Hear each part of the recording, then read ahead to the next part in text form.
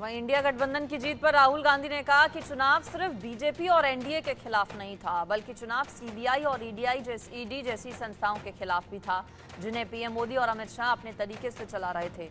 उन्होंने कहा कि संविधान को बचाने की लड़ाई में जनता ने इंडिया गठबंधन का साथ दिया। चुनाव इंडिया गठबंधन और कांग्रेस पार्टी सिर्फ एक राजनीतिक दल के खिलाफ नहीं लड़ी थी।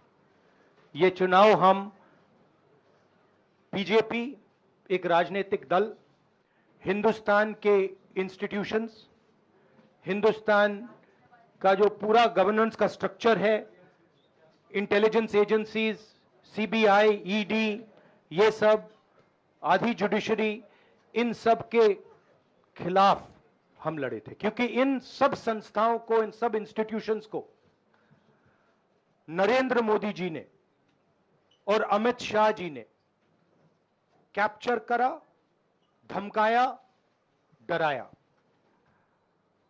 लड़ाई संविधान को बचाने की थी, कॉन्स्टिट्यूशन को बचाने की थी।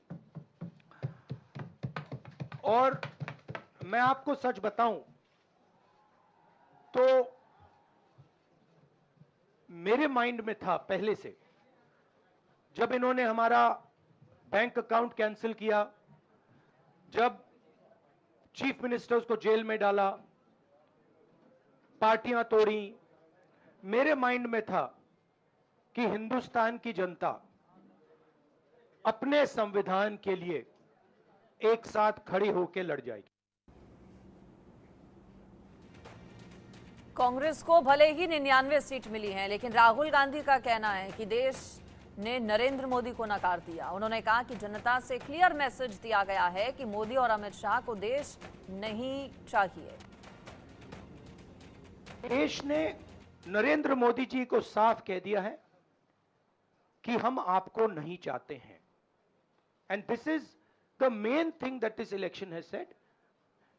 The country has unanimously and clearly stated, we do not want Mr. Narendra Modi and Mr. Amit Shah to be involved in the running of this country.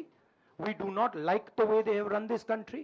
We do not appreciate the way they have attacked the constitution.